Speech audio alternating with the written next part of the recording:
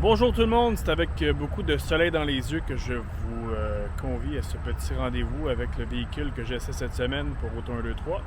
Le voici, le voilà. Le Jaguar F-Pace.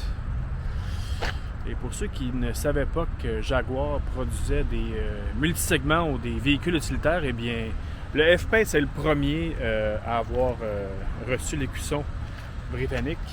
Depuis, le I-Pace entièrement électrique s'est ajouté, ainsi que le E-Pace, E-Pace, si jamais vous préférez l'appellation francophone, c'est également ajouté à la gamme. Mais le F-Pace, cette année, 2022, il reçoit ses premières modifications esthétiques qui, ma foi, sont assez discrètes.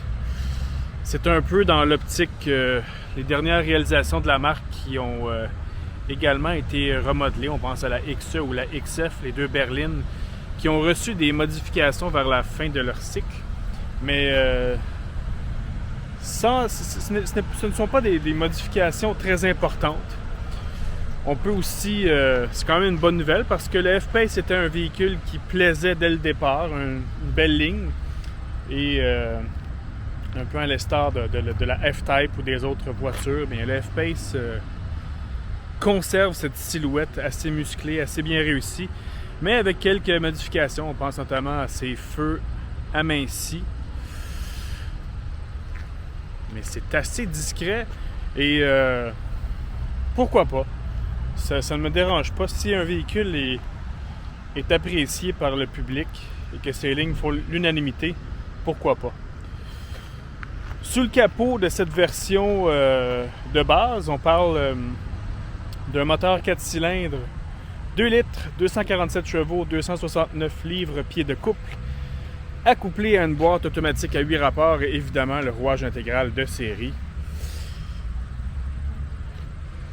Donc voilà pour l'extérieur. Je vous amène à l'intérieur tout de suite, car c'est peut-être là que ça devient un peu plus intéressant. Le Jaguar F-Pace qui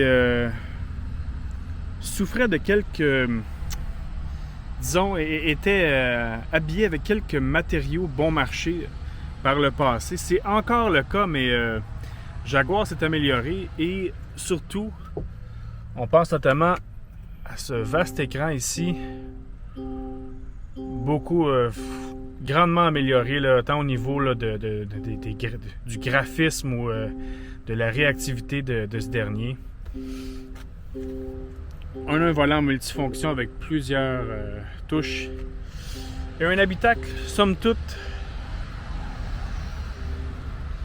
beaucoup plus joli, beaucoup mieux assemblé. Même si, je vous le dis tout de suite, les modèles concurrents allemands, on pense au Audi Q5, BMW X3 et Mercedes-Benz GLC notamment, proposent, disons que c'est encore mieux, c'est encore ces trois modèles qui dominent cette catégorie. Le Jaguar F-Pace qui est davantage un modèle, disons-le, un modèle marginal au sein de cette catégorie. Montrer le coffre. Le coffre qui est quand même raisonnable pour un véhicule de cette catégorie, donc mais je veux dire, en même temps, le F-Pace n'a pas le choix d'offrir un tel volume parce que c'est la norme dans ce créneau. Mais je ne vous en dis pas plus car je dois aller écrire mon texte. Un texte qui sera publié dans les pages de auto123.com d'ici très bientôt. Sur ces belles paroles, mesdames et messieurs, je vous dis à la prochaine.